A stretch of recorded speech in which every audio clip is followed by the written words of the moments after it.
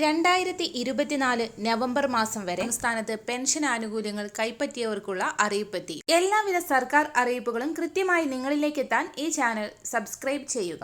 November മാസത്തിൽ ഒരു ഗഡു കുടിശ്ശിക നൽകിയിരുന്നു. എന്നാൽ ഇനി ആനുകൂല്യങ്ങൾ തുടർന്ന് ലഭിക്കണമെങ്കിൽ ഒട്ടേറെ കാര്യങ്ങൾ നമ്മൾ ചെയ്യേണ്ടതുണ്ട്.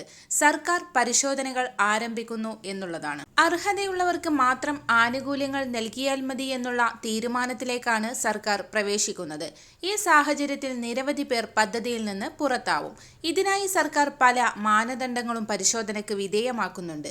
ഇത് സംബന്ധിച്ച സുപ്രധാന തീരുമാനം ഇപ്പോൾ സർക്കാരിന്റെ ഭാഗത്തു നിന്നും പുറത്തു വന്നിരിക്കുകയാണ്.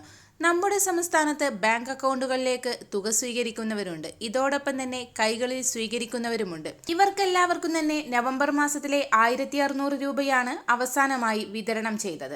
ഓരോ മാസത്തിലെ പെൻഷൻ തുക വിതരണം ചെയ്യുന്നതിനായി 900 കോടി രൂപ വേണ്ടിവരുന്ന സാഹചര്യത്തിലും മുൻപുള്ളതിനെ അപേക്ഷിച്ച് ഇരട്ടി പെൻഷൻ ഗുണഭോക്താക്കൾ പട്ടികയിൽ ഉൾപ്പെട്ട സാഹചര്യത്തിലും ഏറ്റവും അർഹതയുള്ളവരെ മാത്രം കണ്ടെത്തുന്നതിനായി സർക്കാർ കർശന പരിശോധന ആരംഭിക്കുകയാണ്.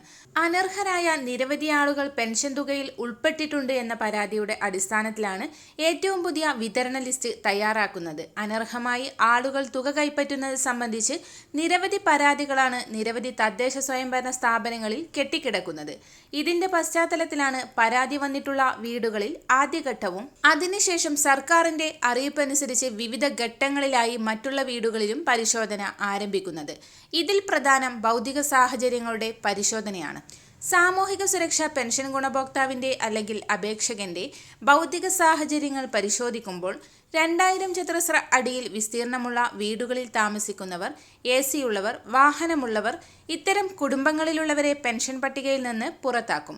ഇതോടൊപ്പം തന്നെ ഇനി മുതൽ ഓരോ 60 വയസ്സ് കഴിഞ്ഞവരും വാർദ്ധക്യകാല പെൻഷന് അപേക്ഷിക്കുമ്പോൾ ഉദ്യോഗസ്ഥർ നേരിട്ട് പരിശോധനയ്ക്ക് വിധേയമാക്കിയ ശേഷം ഈ കാര്യങ്ങളെല്ലാം പരിശോധിച്ച ശേഷം മാത്രമേ പെൻഷൻ അപ്രൂവ് ചെയ്യുന്നതുൾപ്പെടെയുള്ള നടപടികൾ സ്വീകരിക്കുകയുള്ളൂ.